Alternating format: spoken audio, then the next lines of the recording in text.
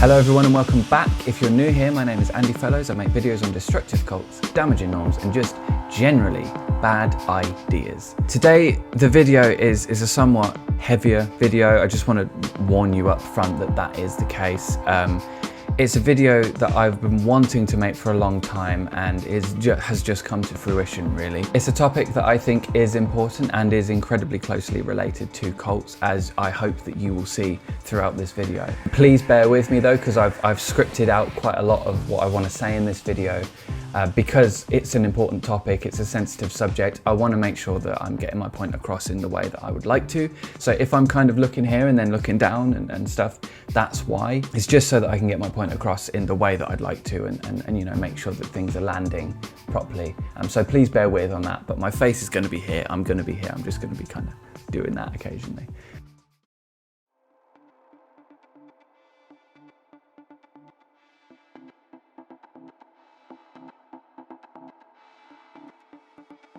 The bite model is what we use to separate destructive cults out from less harmful groups, and the man behind the bite model, Stephen Hassan, has said that the same model can be used to apply to abusive relationships. I'm going to use the terms cult and abusive relationship separately at different points throughout this video. I'm not going to use them interchangeably, purely because I want to outline exactly what it is that I'm talking about when I'm using the word. But what I hope that you will find is that even if I'm talking about a cult, you're gonna see the parallels between cults and abusive relationships throughout this video. As we go through the video, please look out for what we know about one and how it applies to the other. There's a myth about cults, which is that you have to be stupid to end up in one, but that's actually not the case. Like, it doesn't matter how intelligent you are, the chances of you ending up in a cult, it doesn't seem really affected too much. And some cults do have a considerable number of highly educated people as members. People smarter than me, and maybe people smarter than you, though I wouldn't like to presume. You may be an incredibly intelligent person, above average, I don't know. Nonetheless, it doesn't make a difference how intelligent you are necessarily, or as far as we know, based on what we understand about cults. How intelligent you are doesn't seem to impact whether or not you will or won't end up in a cult. And likewise, how intelligent you are doesn't seem to affect whether or not you're going to end up in an abusive relationship or not. The parallel there is pretty clear. And likewise, a person's level of intelligence doesn't seem to impact whether or not they are going to end up in an abusive relationship. Many different kinds of people of varying levels of intelligence end up in abusive relationships at one point or another in their lives. And yet we tell ourselves this story that it's the stupid among us that end up in these situations, that it is the weak-willed, the weak-minded, the stupid, and yet it doesn't seem to stand up. We think of these people as people with poor boundaries, people who don't care enough about themselves in the right way. And sure, maybe there are some correlations in some cases between those things and ending up in an abusive relationship, and I don't know, and I'm no expert here, and as I always say, please do your own research on this.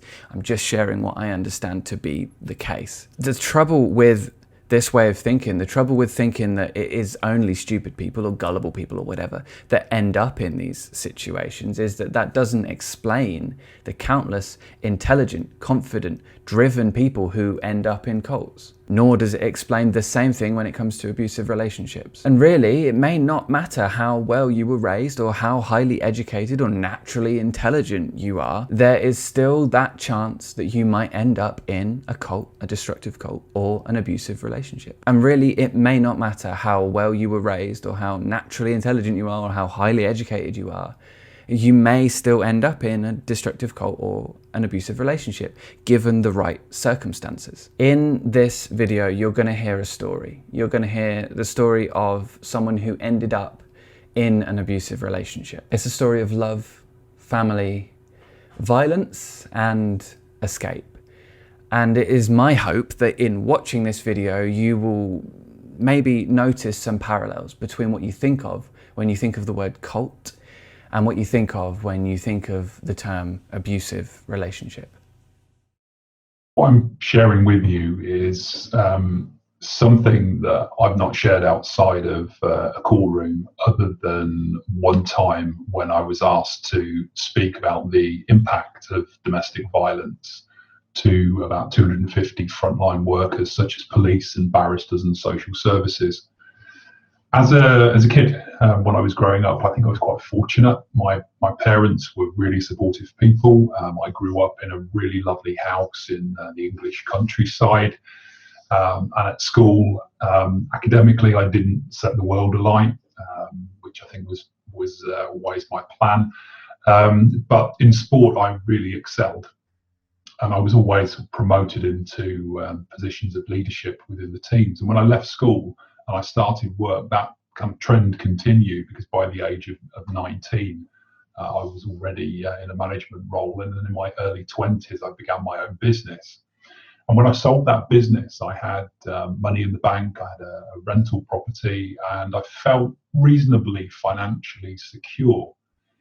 But if I was to fast forward that in a couple of years, my life really began to change for the worst. And for a long time, I kept asking myself, how does someone go from having a life that ticks a lot of the boxes and where you seem to be doing okay, to a relationship that becomes abusive? And looking back now, I can see the answer actually to that question lays in one sort of pivotal week that seemed to really just sort of change everything. The consensus, for the most part, seems to be that all it takes for a person to end up in a destructive cult is for them to be going through a vulnerable period in their life, and for you during that period to meet the wrong person. Or in my case, as was the case of pretty much everybody who's ended up in the cult that I was in, finding the wrong videos on the internet. Now, there's a lot to be said for raising awareness. There's a lot to be said for being educated on how cults and undue influence work, and that can make all the difference at a time like that. If you don't know how cults work, then how can you know that you're being recruited into one, right? And that's why I feel like videos like this are important, because if you're going through that difficult time in your life and you don't know that it's at that point in your life that you might be vulnerable to a cult or something like that, a change like a breakup, for example, moving home, starting a new job, those kinds of things are enough sometimes to make someone vulnerable to a cult recruiter. And if you do meet the wrong person at a time like that, things can go off the rails really fucking quickly. And sometimes a day like that, a time like that, can be years in the making. I was married at the time, and I co-owned a contract cleaning and window cleaning business. A little over a year, about 18 months earlier, we'd had our first child together, but the marriage was, I'd say, deteriorating. Then one January afternoon, I was at work, and one moment I was sort of up at the top of this ladder, and then suddenly I wasn't. The ladder had just sort of slipped away from underneath me, and I'd fallen about 14 feet and just sort of come down head first. That day I was rushed to hospital with concussion. I had 2 broken bones, and I had 9 stitches put up here just above my eye. I call this sort of permanent bewilderment, because it's just like a little extra eyebrow that's raised up here. But then days later, my marriage really began to fall apart. It hadn't been good for a while, but I think that week, the pressure of me being at home, being incapacitated, there was just kind of like too much pressure on us, and it just all sort of came to a head. And I think that those 2 events combined just completely changed my life. My face was a mess from the accident. I didn't really want to leave the house. My confidence plummeted, and I think the mood of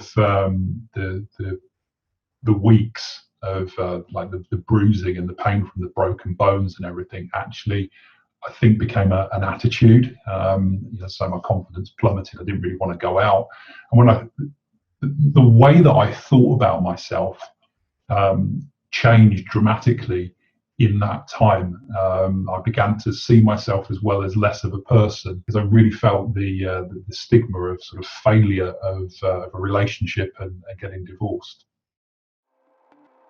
When a vulnerable person meets a cult recruiter, stumbles across cult propaganda online, or comes face to face with someone who will eventually become an abusive partner, one thing tends to happen. In one way or another, they make the vulnerable person feel good about themselves. This can look like a number of things. Please bear in mind that I'm not talking about every single case here. I would say that this is a majority of cases based on what I've read and learned about the issue, but it may not be the case that this is what happens for everybody. Still, the way that these people make a vulnerable person feel good about themselves can look like any number of things. It could be compliments out of left field. It could be telling a person what they want to hear. It could be making big promises. It could be showering them with affection and attention. The result, I would say, is typically that the target would feel a sense of relief. They may also feel understood, really seen for the first time in years, or perhaps comforted by these new people that they've just met. Maybe it's the kindness alone in a moment like that that really gets through to a person and makes a difference. Who knows? This is an example of love bombing, which is a deceptive tactic often used by cult recruiters to lure unsuspecting people in. The recruiters overwhelm the mark, they make them feel good about themselves and by association the ones they're speaking to, and then make use of this connection, in whatever way you can call it, a connection, to draw them into the fold. Historically, it has been a defining feature of a cult. It makes a person lower their defenses, it makes them like the recruiters and want to trust them, and it paves the way for what comes next. Another defining feature of a cult is a change of identity. The people that we're around, whether they are, someone who will become an abusive partner, someone who is recruiting for a destructive cult, or just, anyone really, those people are going to affect the way that we think about things. Those people, just by being around them, the way we're going to think about things might change a little bit. It might change the way that we behave, it might change the way that we think about things, or it may even change the way that we think about ourselves. When it comes to cults, however, there's typically a marked attempt to influence a person's behavior, thoughts, and emotions. Each cult is going to do this in their own way. Examples would be things like teaching in some way. A lot of them refer to what they're telling the members as teaching, and they might do it through propaganda, they might do it through policing language and behavior, etc. It could be over. A cult leader might teach their cult members to dress a certain way, speak a certain way, or it could be more subtle. It may also begin subtly and then increase in intensity over time. In fact, I would say in most cases it will start that way, and over time the grip will tighten a little bit. The end result is a person unlike the one that they met, a person who has slowly but surely been conditioned by the leader or the person who will become or has become the abusive partner. One who may seem to have all but lost themselves to this new situation. One who has new beliefs about themselves, about the world at large, or, as is often the case, both. In the case of my guest, his divorce, his accident, and the entire experience surrounding both had long-term effects on his mental health, all of which created vulnerabilities to be exploited later by the person that he would meet while studying at college.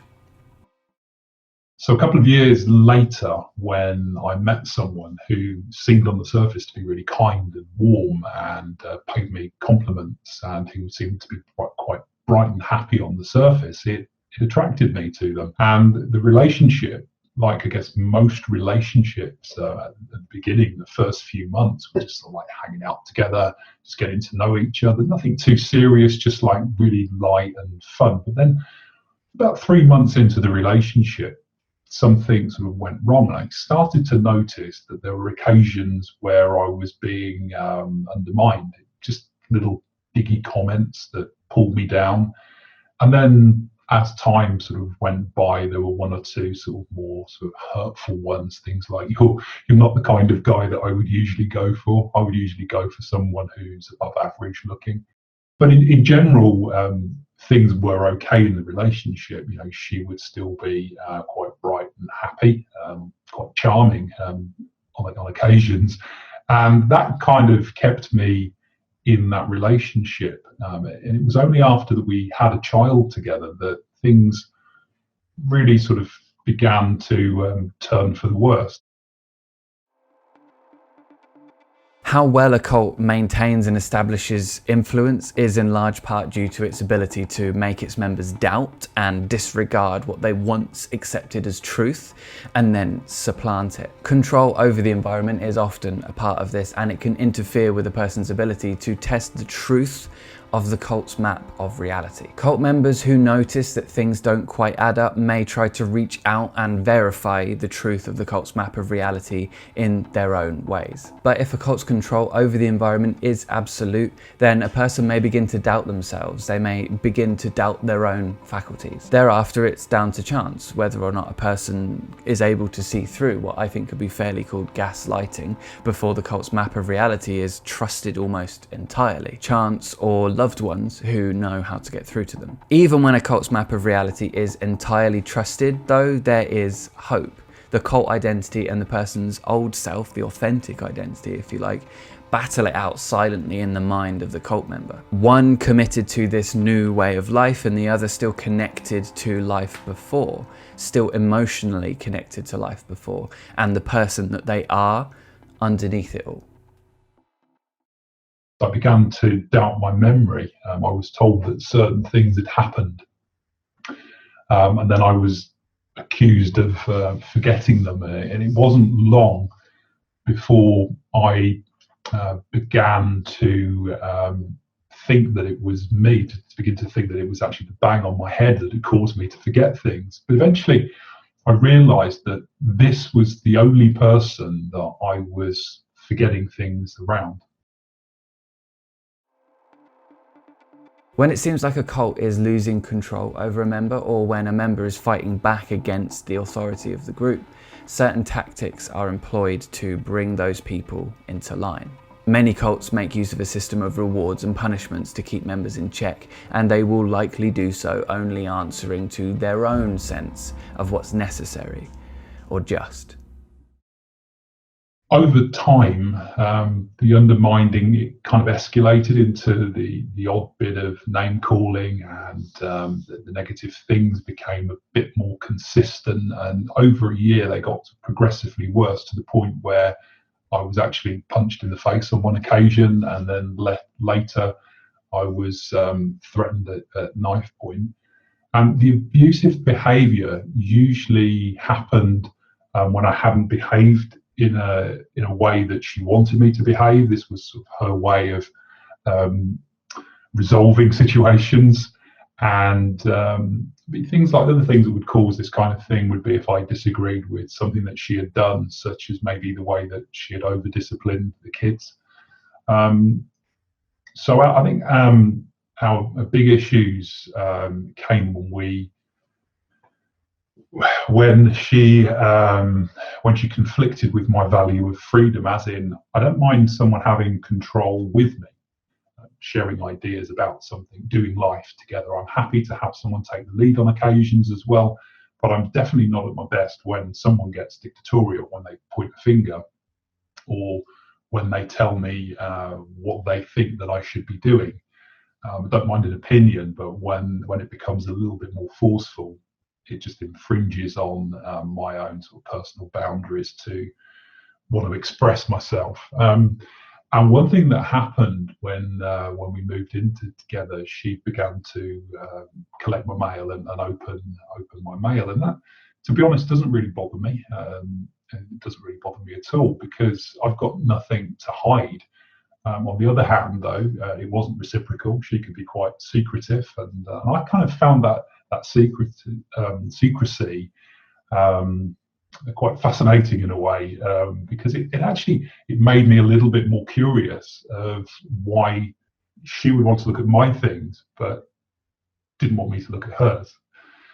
So it made me ask a few questions.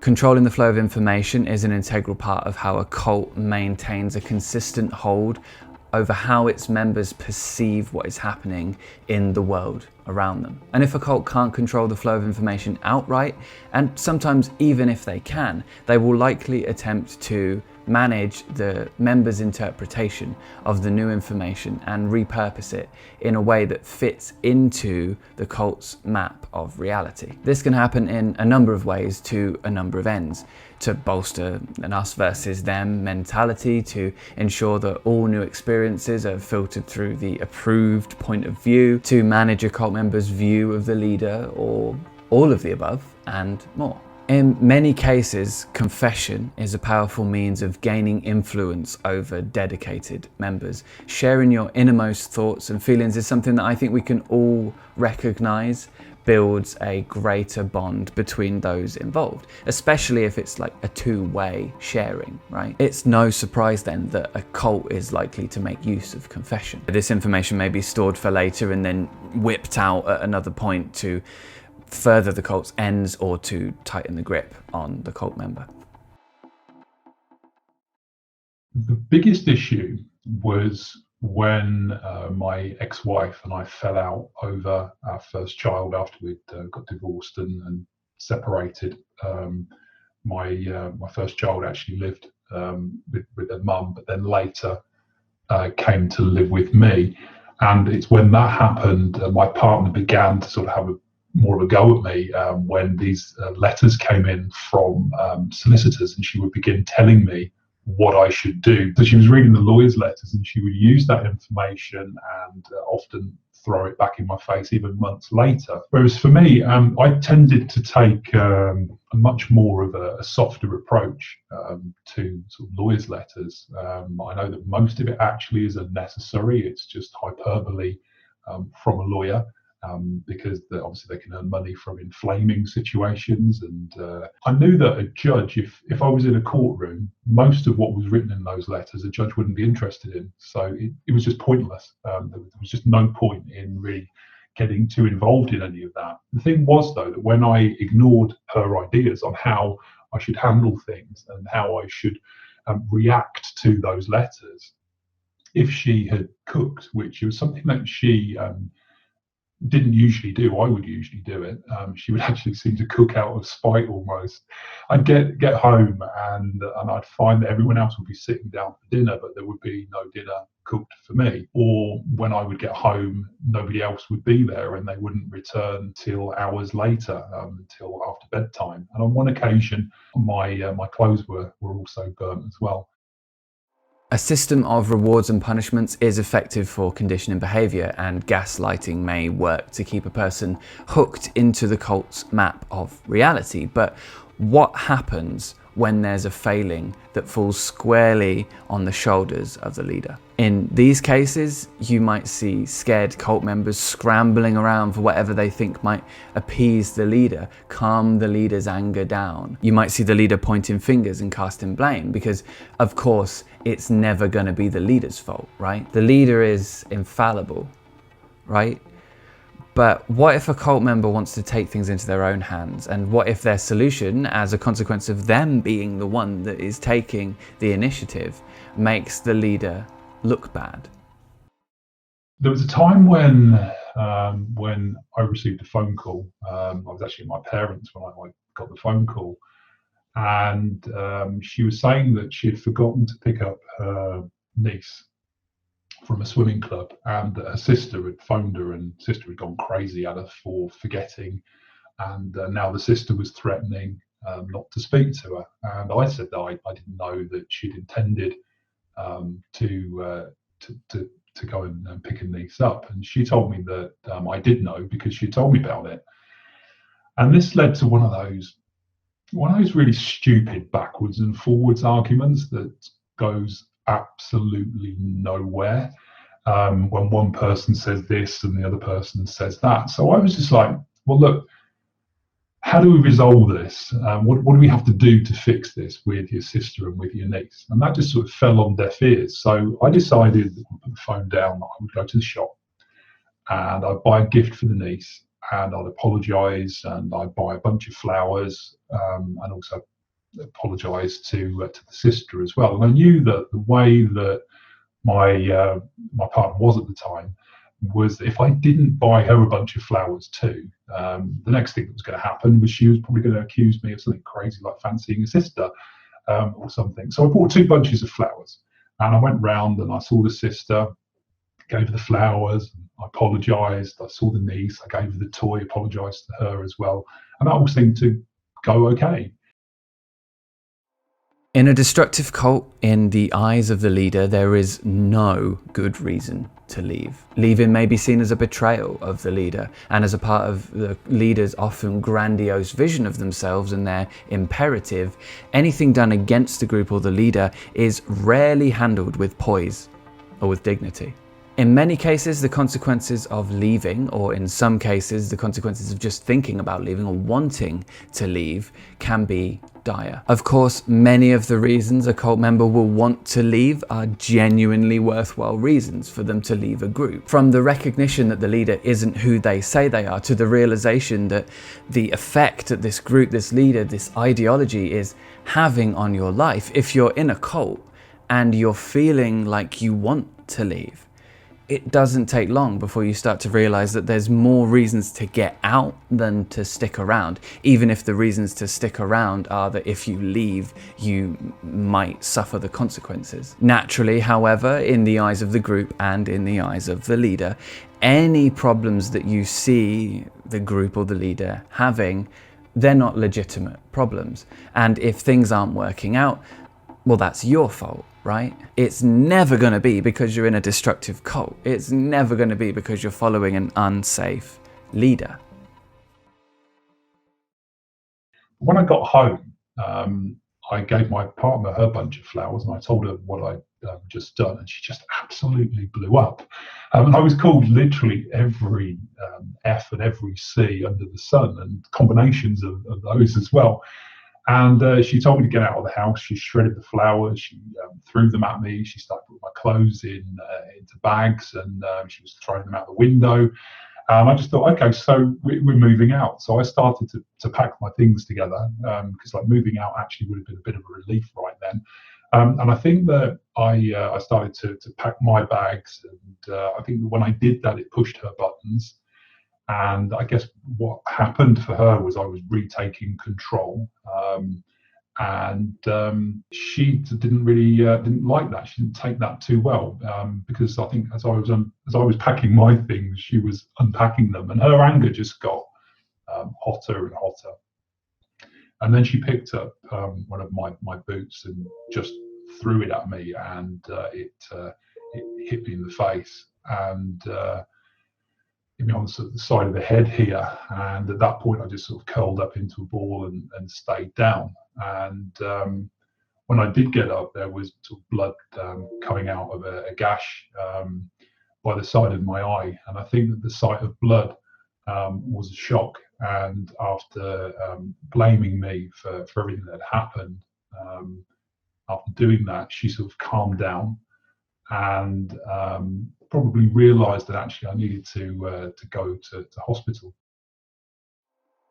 A destructive cult tends to be characterized by an authoritarian power structure, and what that means is that there is typically not a system of checks and balances in place to assure that the leader doesn't abuse their position of power. What the leader says goes, bar nothing. And if someone tries to challenge that, whether they're entirely respecting the leader's position or not, they're met with pushback. The most adept manipulators will subtly drag a free-thinking person down to the point where they don't believe in themselves anymore. That is to say, that's one of the ways it might be handled if they're not just brushed off and ignored entirely. For someone inside a destructive cult, daily life can be difficult. Each group has their own way of keeping members focused on anything but leaving. But when the prospect of leaving comes up, it brings with it its own problems. The fear of retribution, the stark reality of life without the group and what it has become, which is in some cases a strange, toxic kind of refuge from the necessary struggles and realities of the world outside. Anybody who spent any time learning about cults will know that those who do leave Typically, cults tend to mark them as an enemy of some kind, an apostate, an SP, a hater. And of course, with leaving, the prospect of speaking out carries with it its own risk for former members of the group. The truth about what happens on the inside of one of these groups will threaten the image of the group in the eyes of the world outside, and the same with the image of the leader, because it tends to directly challenge the way that these leaders tend to see themselves. Add to that the aforementioned issue of the leader seeing desertion as the greatest of insults. Obviously, a cult's map of reality is the truth, right? That's another defining feature of a cult. And on that map, in bold letters, it says that the leader's way is the way. At that time in my life, I'll be honest, I was conflicted, and I knew the relationship wasn't good. If I was going to leave, though, it had to be something that was planned, and it had to be safe. And it wasn't just about my safety; it was the safety of my children, and my parents lived quite close by as well, so I had their sort of safety to think about as well, because her behaviour could just be so volatile. You just never really knew what could happen. So around this time, one Sunday afternoon, I walked in on a conversation between my partner and her mother, and this was a really sort of pivotal moment for me. They sort of had their backs to me. They were sort of sitting in front of the fire, and they were talking. And I walked in, and I heard my partner say that I was a fat, lazy loser who was never going to amount to anything. At the time, I was writing a novel. You see, the way that I am in life is I've always been someone who's a bit of a daydreamer, someone who would think about the possibilities and imagine those, and imagine how life could be. And sometimes when you voice those ideas to other people, people don't take it seriously, and that's all fine. That's just based on what they think and what they believe. But in this relationship, whenever I suggested that things could be different, I was told that I was talking horseshit. So she didn't believe that there was anything that she could or would do that would make her life better. And her view that my life was no different. In his book, Combating Cult Mind Control, Stephen Hassan talks a bit about the value of connecting with a person's memories of life before the cult. Feelings and memories of life before the cult, it seems, help to bring a person's authentic identity to the surface. It's one of the reasons that I say to people who have loved ones in cults that I think they should protect the relationship with that person first and foremost. And I'm not the first one to say this, it's advice Hassan gives in his book too. That, I think, is what's going to make a difference more than just being like, oh, it's a cult, because that so rarely works, if ever. For a cult member, after weeks and months or even years of being invested in a group, leaving, even the idea of leaving, isn't gonna be easy, especially, as is so often the case, if they're entangled in the group in any way, be it emotionally, financially, or because of things that they've said in their confession sessions. These and more, or a mix of these and more, complicate the issues of leaving the cult on top of the already glaring issue, the cult's map of reality. To turn away from a cult is to go against its teachings. If the leader has all the answers, if they have the truth, capital T, then turning away is wrong. And if the cult leader is teaching the ultimate truth, then it extends that a group who follow that leader are going to be the best group in the world, or at least they're the most right group in the world. That's a hard thing to turn away from. Now, of course, people turning away have likely started to see cracks in the cheap veneer of supposed truth over usually lies and made up but altogether grandiose nonsense that the leader espouses. So for those people, the challenge may be reconciling the way that they saw things inside the group and the way that they really believe things are. Or in some cases, the way that their life is inside the group with the way that they would rather their life be. And then a question drifts into view. If this isn't what I thought it was, and this is hurting me, what could my life be without it? So when I heard those hurtful comments and I backed out of the room that day, I headed upstairs in kind of a state of shock, and I sat in one of the kids' bedrooms, and I was staring at my oldest child playing with their toys on the floor. And it was then that I began to ask myself how they would see me when they got older. What would they think of me? And if my life didn't change, would they see me as a fat, lazy loser? Or could they see me as someone that they would respect? Someone that maybe they could look up to, maybe turn to for some help and maybe some advice in their life. And that was at the moment that I knew something had to change if I ever wanted to be that kind of person that they would look at and be able to value the opinion of that person. So I knew that if I was ever going to be that person, I needed to do something different with my life. I needed to do something that would get me out of that situation and start to develop some kind of worth and value, not just in my own life, but in their life. And that, I think, was the first step to me actually retaking control of my life. And from that moment, things began to change. It's not an easy thing to leave a relationship like this.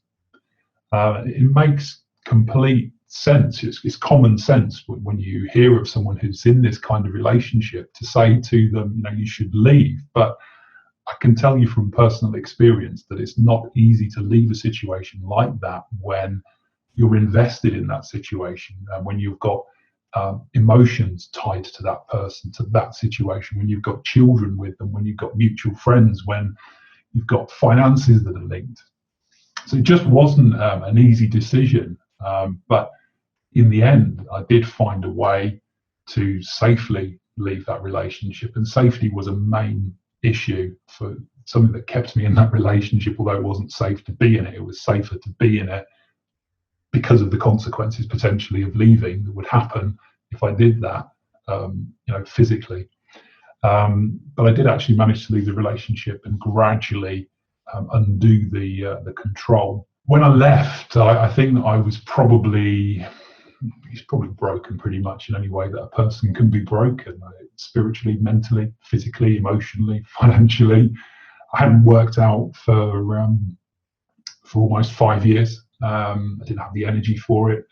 And didn't really have the time for it because I was consistently policing situations within the house to stop violence erupting on the kids. And I just comfort ate myself to morbid obesity. I just completely lost interest in life. I was on antidepressants. I was taking sleeping pills as well. And when I went into that relationship, I had about 10,000 in the bank. I was working part-time to contribute to my eldest child, whilst I was trying to better myself by going back to college and learning some new things. I was renting the house out, which gave me some financial breathing space and would later give me an asset that I would potentially be able to sell and make some money from. But due to the demands of that relationship, I lost sleep at night, and I couldn't go to work sometimes. And eventually I ended up leaving that job just because I actually was suffering from ill health. And I lost interest in college, and I began to drop some subjects. And when I walked away from the relationship, I literally left everything behind except my personal belongings. But even that wasn't enough. She demanded another £3,000 from me and withheld access to my daughter until I paid that. Turning away from a cult and staying away, I would say, in one way or another, requires the former member to develop a new skill set to resist the continued influence of the leader or leaders. One thing I've started talking about a lot on this channel, and it's something that other YouTubers who are speaking about cults also say, is there is an immense value in critical thinking and in skepticism. Those two things go a long way, I think. And also, On top of that, learning how unsafe leaders manipulate and how cults and undue influence work makes the world of difference as well. Of course, that kind of information isn't always available, and some people have to muddle things out on their own. In those instances, self-care and putting some distance between the group and themselves, I think, is about the best thing you can do. And again, that's advice that I'm once again reiterating from Hassan from his book, Combating Cult Mind Control. If you put some distance between you and the group, it gives you space to think differently. It gives you an opportunity to think for yourself again. And as someone who's been in a group like that or been in a relationship like that, if you're being thought for a long period of time, it may take a minute for you to start to regain your capacity to, think for yourself again. So when I left, this person had a considerable level of control over my life. And because we had a child together, they used that child to the best of their ability to continue to control what I did and how I lived my life. Then one day I realized that we were playing out this kind of drama of she would tell me what to do, and if I wanted to see my child, I would have to comply. And then one day I thought, you know what? I'm not going to play this game anymore. It's tiring. It's exhausting. And I just said no to her. What that meant, unfortunately, was I didn't see my daughter for the next 6 weeks. But it gave me the space to become a little bit more mentally resilient. About 6 weeks later, she did give me a call, and she said how much my daughter wanted to see me. And of course, I jumped at the opportunity to see her as well. And for a few weeks, everything was fine. And then, of course, she repeated the old sort of pattern of behaviour. And I just responded in the new way. And that meant, again, unfortunately, I didn't see my daughter for a period of time. And this happened at least one more time before I had got to the point where I'd become mentally resilient enough and was able now, having personally done that, I was able now to think about what was best for my children. And it's that point that I took court action to really try to stop that way of behaving. And in the end, I was able to have my second child come and live with me and my eldest. And we moved away. Not too long after, my parents came to the new location. I also wrote and published a novel that I mentioned earlier. I lost 126 pounds in weight. I met a woman that I married and I've been with since 2002. We've got a great relationship, and I've also now got a career that I designed, and I really enjoy helping people with their health and wellness. There's another piece to what I've shared here today, and it's a piece that I've kept from you until now for 2 reasons. The first reason is that I didn't want to distract from the objective of the video, which was to show the parallels that run quite clearly between destructive cults and the way that we typically think about destructive cults and domestic abuse and abusive relationships. The second is that I wanted to drive home a point that I feel is incredibly important whenever we're having a conversation about mental health, and a conversation about cults is never far from a conversation about mental health. Someone may tell you none of their story. Someone may tell you some of their story, but really rarely will they ever tell you all of their story. So that said, something that I want and need to say is that what you've heard today is actually a part of my story. This is me, and this is my dad. I was the kid from the first marriage that he mentioned, and what you've heard today is part of his story of love, of family, of violence, of escape, and of hope. I think the big learning that I would share is that anyone could easily get sucked into a relationship that becomes toxic. Anyone can say that you should leave that relationship or that situation, but it can be difficult to take those steps, especially when that person can continue to have some control over your life, be that with children or be that with finances. or whatever the scenario is. If you find yourself in that kind of relationship, know that life can be better. If you can just imagine a slightly better future, and then every day, if you just begin to take a very small step towards it, you'll find that there'll be people that will support you. New opportunities will come your way. You'll begin to think and behave in a slightly different way, and new possibilities will become open to you. Thank you for watching, and a massive thank you to my patrons for supporting the channel. Massive thank you to my dad for being brave enough to tell his story. Let me just say one last thing. You may never know a person's whole story. You may know none of it, and you may know some of it. But please, whatever you do, be kind and ask good questions. I'll see you in the next one.